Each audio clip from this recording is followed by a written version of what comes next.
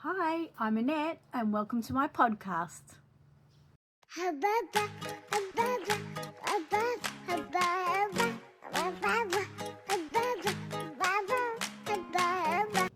Welcome back everyone to another week of our Born to Reborn podcast. And I firstly have to apologize to you all that I hadn't done a podcast for you last week and I didn't even do an affirmation.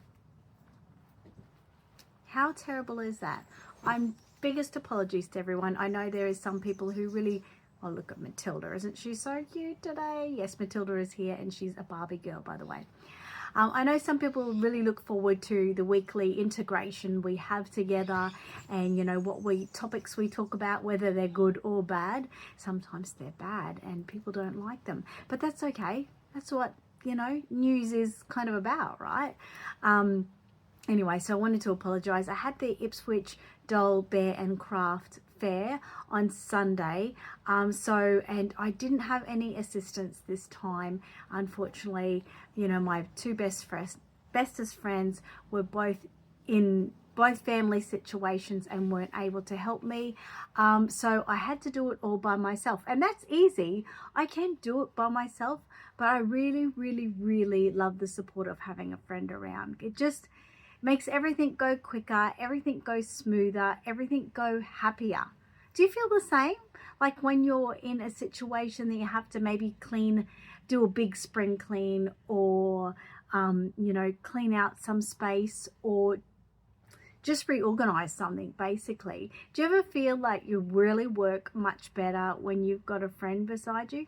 I think we all do, don't we? Some people say they work better alone, but yeah, I don't know about that. I think, you know, when you really love someone and you're working with them and you're having a laugh, you feel like you're not working at all. You know, well, that's just my thoughts on that. So, although I did have my beautiful baby Matilda with me, but she can't lift boxes or, you know, help me pack all the boxes and everything like that. So, yeah, there we go. So anyway, I thought this week I did ask last week a little bit of a Q&A from you guys on my Facebook page. Thank you for those of you who commented. I really always appreciate that. And I always really encourage that too, because I need to put it out there that when I'm doing a lot of these Q&As or, you know, chats, which is about a community type of thing, I do like to get, you know, all aspects of it. You know, I'm not the book of knowledge. I am definitely nowhere near that. And it's always great to get different people's perspectives on different situations or things or questions. So that's like why when I put the question up on Facebook to ask the Q&A, I, you know, maybe will ask them a question that I want to ask them a question, but you guys can ask a question too. And I encourage everyone to get together to answer that question in all the different ways that we think. So there's no, you know, right or wrong answer in most situations, right? So that's what we're doing today. So yes, the question was, I'm going to first say the question. So I had it on my Aussie Reborn Supplies Facebook page. And I just said, community Q&A, do you have a question or do you have a question you want to ask the community or myself? And then in the little image, I said, Q&A with Annette. Do you have a question about reborning? Today as a community, let's all ask and give answers to questions about reborns. My question for you is, as an artist, what is your favorite technique you like to do while reborning? So that was a question for all of you artists out there. So please, if you're watching this and you're an artist, please tell me what is your favorite technique to do with reborning. I personally don't really know. Probably if someone, you know, had a gun to my head, I say that sometimes, don't I? And said, what do you like to do? I'd probably say painted hair. I really like the painted hair. Now, I am nowhere near, you know, the likes of like Christine Woolley, and her hair painting is beautiful. But I do think mine doesn't look bad. And I do like the whole synergy of it. I like doing it. I like integrating the colors. I like the beautiful curves, and then your end result, you know, what comes out, and just giving it that touch of realism without giving it a touch of realism. I don't know, but that would probably have to be my favorite technique I do as a reborn artist. So now we're going to get to, you know, everyone's questions, of what everyone asked and what everyone's answers are. And then at the end, I've got a big one that I'm going to answer. Now, most of the things I have taken, I'm actually reading from a computer here, or when I do the big one at the end, I've got notes from my computer. So I'm going to be sort of looking away a lot. So it's really good for those ones who are just listening, really. So Jane Hayes, hi Jane. She has said, when painting hair, is there a best brush size shape? Okay, and we've got 2 replies on that. One which is from me and one which is from Jane. So from me myself, I said there certainly is. You should be using the most finest brush you can. You can also cut away bristles on a fine brush to make it super fine. And Jane then said, great, thank you. So the superfine brushes we have here and in most, you know, craft or artist places are really good.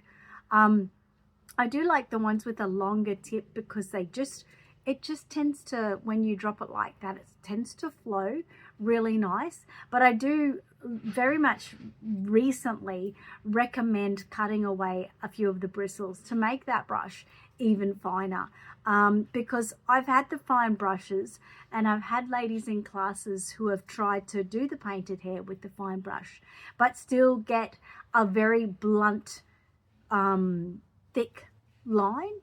So the best thing you need to do is get those super fine lines, and that will help you with your realism big time, big time.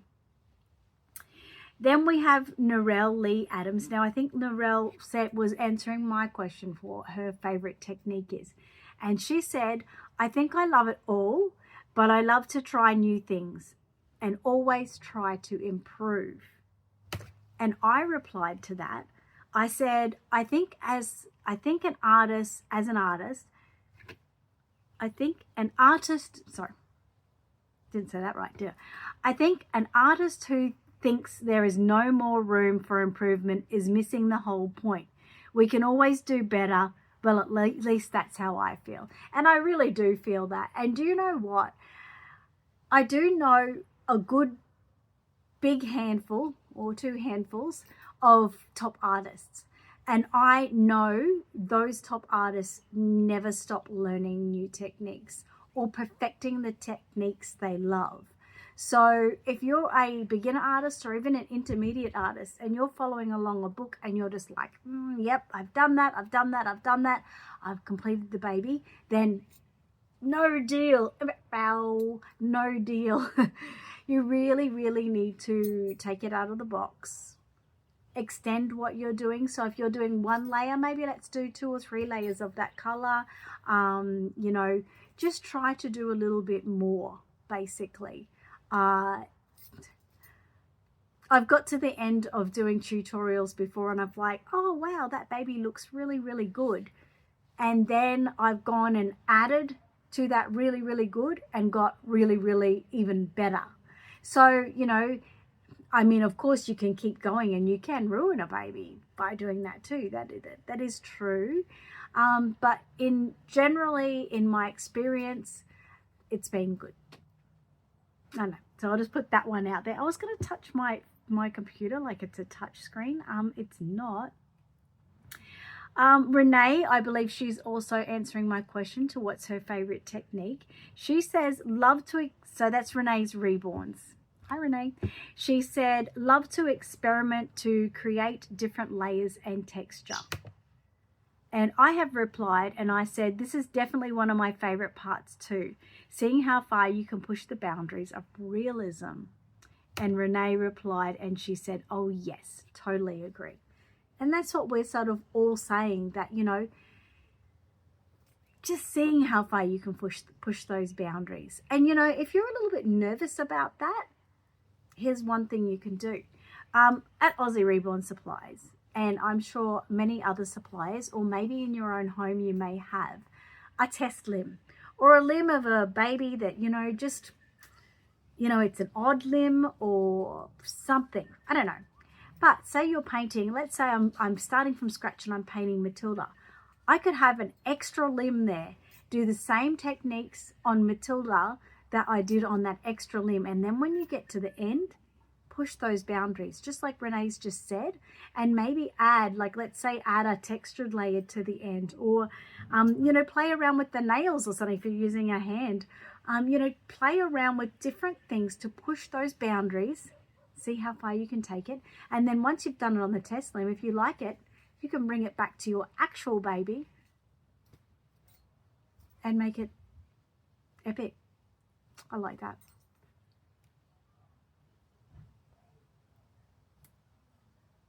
I'm trying to use my finger again to swipe up on my computer screen. Not a touch screen. Oh my God, that's bad, isn't it? Okay, Reborn Dolls by Joy has said, I love the finished result once all the work has finally been done and the baby is born. It makes all the hours upon hours put into creating one worthwhile. Totally agree there. My reply has been, doesn't it just? It's very rewarding, and you just step back and think, wow, I did that. Have you ever been in that situation where you've created your reborn baby and you really step back and you're like, you're almost in shock of yourself, and you're just like, I did that. I made that. And you can get that confidence in yourself to say, hey, I'm not nervous about showing it out in public. I'm not nervous about selling it even. It's a nice thing. I was going to touch my screen again. Oh my God. Okay. Jillian Cloak, hopefully I said that right, Jillian, has said, I'm not an artist, but I started to collect and just wondering if you get a baby and the skin tone all over is not quite what you want, but you love the doll, can it be repainted even though the skin tone is darker than the new paint? Obviously, I'd go back to the artist, but wonder if that's possible. Okay, and I replied, I said, in most cases, yes, you can. Are you hoping to have the baby's skin tone darker or lightened? I'm not sure if you approach the artist, they will tell you, but it may be a start from scratch situation, which can be costly. So if you go back, if you have a situation like that and you love the baby, but you asked for a lighter skin tone, and then let's say they've done it darker. If you go back, to really start from scratch, it's like the cost of a reborn all over, so to speak. If they've made a mistake, they probably should redo it for you. But, sometimes, babies will turn out to be different once, you might say, oh, I want it like this, but, you got to remember too that an artist can only do so much. Like, I've had people before sending me pictures and say, make the baby look like that. Well, that's not my artistic journey. That was someone else's artistic journey. I can do my best to make it something like that, but it's not going to be the same. So you do have to have that thought in you. But I think Jillian had that in her anyway. And then so Jillian has replied to me and said, thanks. Yes, it was to be lighter as she's very red, but it's okay. She wasn't full priced and I adore the artist. So I'll just learn to love her more in the shade she is. Just remember, you can tone reds down and things like that. So it is possible. It is possible. But if you really do love the baby, sometimes it's best just to leave it as it is, like better the devil, so to speak. Like, if you love it, you wouldn't want it to be ruined. Do you know what I mean? But there is actions that can be taken to lighten something like that. Then we've got a comment from Kerry Milne. Hi, Kerry. And she said, I don't have a question. I just wanted to say this is the most amazing hobby. I love every part of it, and my teacher is the best. Oh my God, yes, I do remember when she commented this. I replied and I said, how beautifully said is this? And how beautifully said was it, guys? It is definitely a beautiful hobby to be involved in. And she's replied once more and has said thank you. And isn't that great? Shout out to your teacher, Kerry. Make sure if you watch this that you do a shout out and just say, yes, thank you, such and such, for being my teacher. Because, you know, yeah, you want to shout out your teacher, but you're welcome all the time to say her name. Definitely. That's beautifully said. Now let's move on to the question. I'm going to do a little bit more in depth, but I think I'm going to need a Pepsi Max for this. Wow, that's exactly what I wanted. Thank you.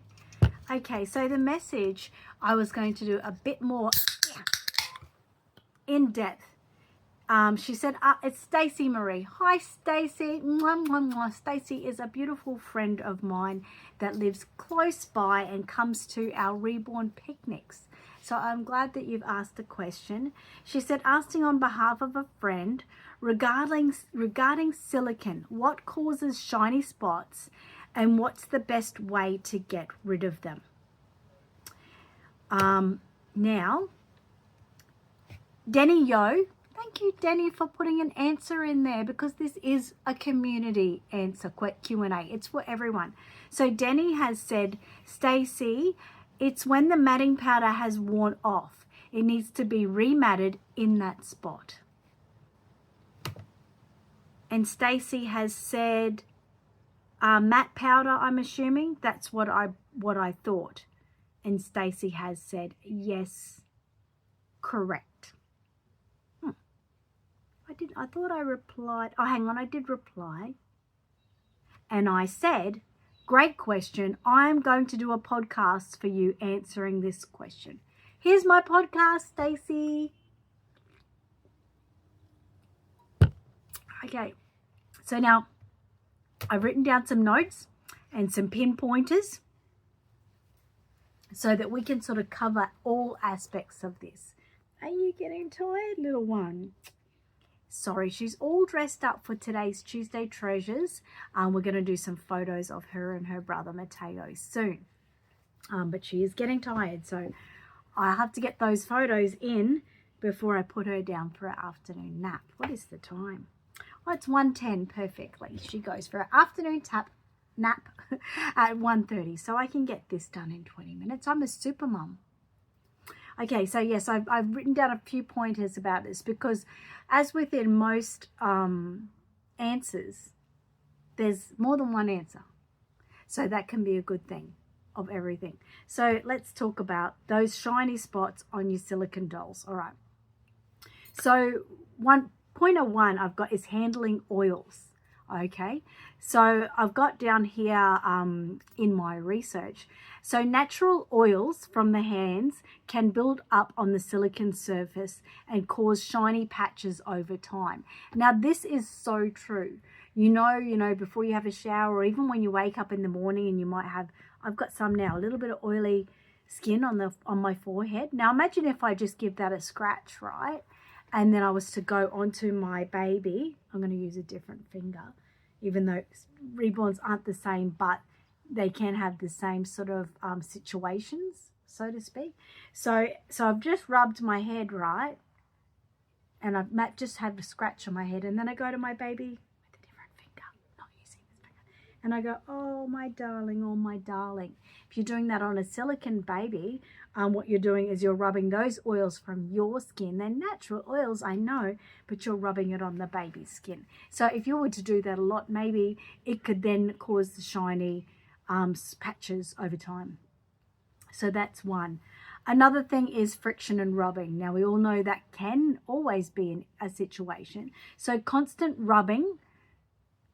Hang on one moment. Sorry, of course, my daughter had to ring me. But what we were talking about was the friction and rubbing. So, that's constant rubbing of clothes, blankets, handling can polish the silicone slightly, creating that shine. So yeah, we do know, obviously with silicone babies, you do want to not be changing them all the time. But if you're sort of rubbing over, especially a certain area all the time, that can be an issue as well. Then we've got the uneven matting. That can be something that happens as well. So that's during the painting and sealing. If the matting powder, like matting pigments or powders used in silicone finishing, isn't applied evenly or completely, some spots can dry shinier than others. Okay, so that's something that you can look at as well. Residue, so using baby wipes, lotions, or certain cleaning sprays can leave a glossy residue.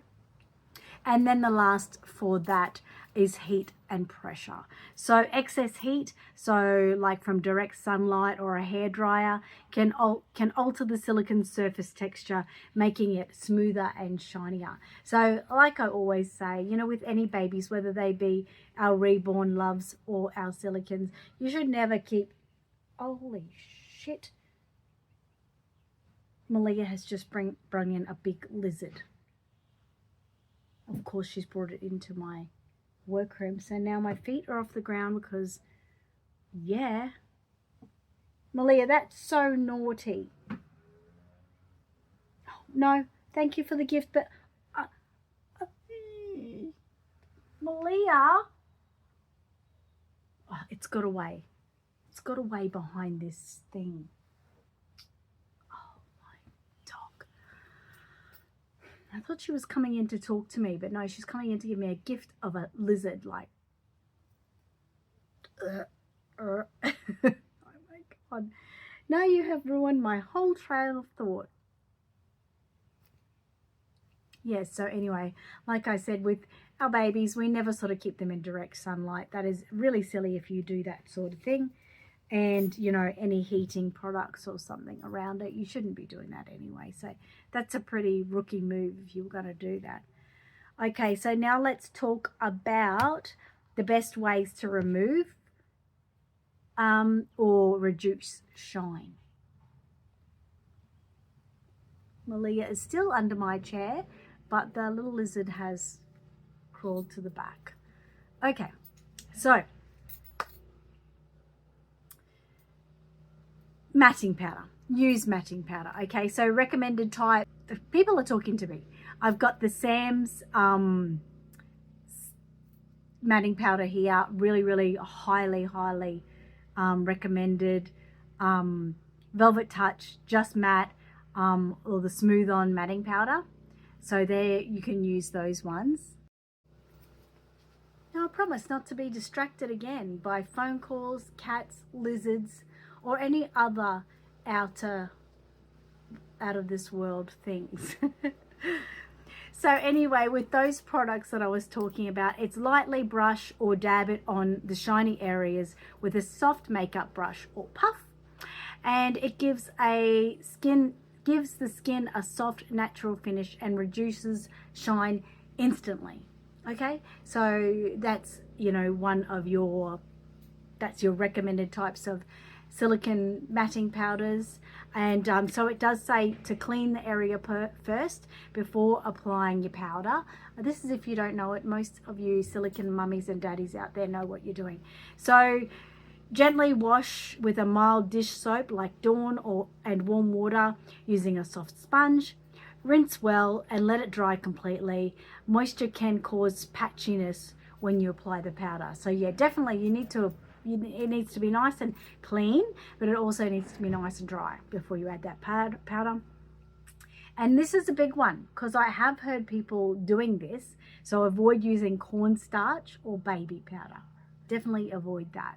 So they can clump, attach dust, and even react with silicone over time. That's a big no-no.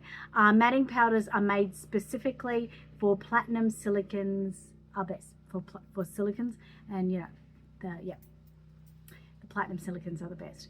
Okay, so for persistent shine, so that's something that's happening over and over again, and you're really finding it a struggle to get under control with.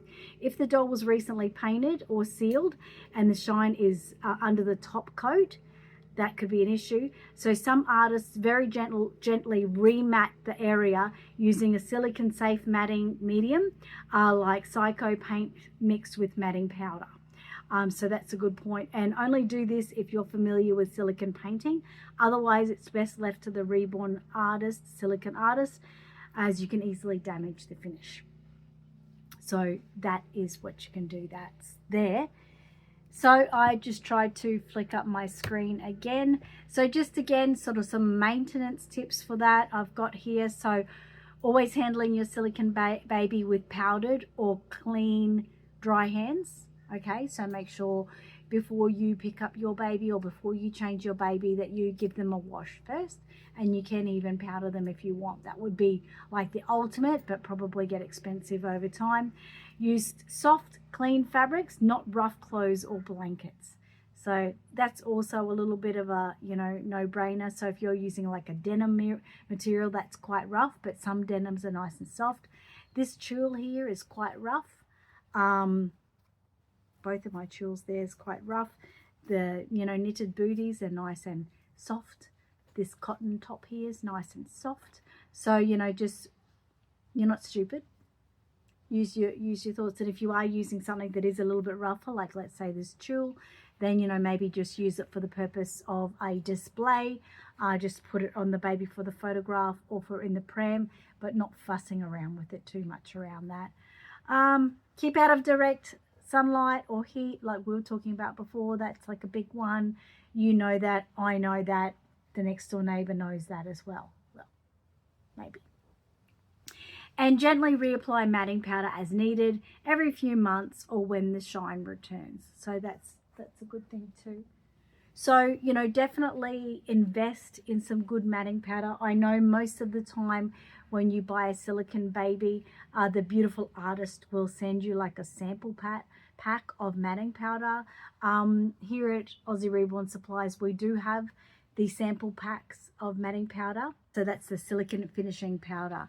So you can see all that white stuff in there is powder, and it's got a velvety, soft, beautiful finish to it. There is 4 grams in there. So once you open that up at the top, you can just, dab in your beautiful, makeup brush and then over the baby.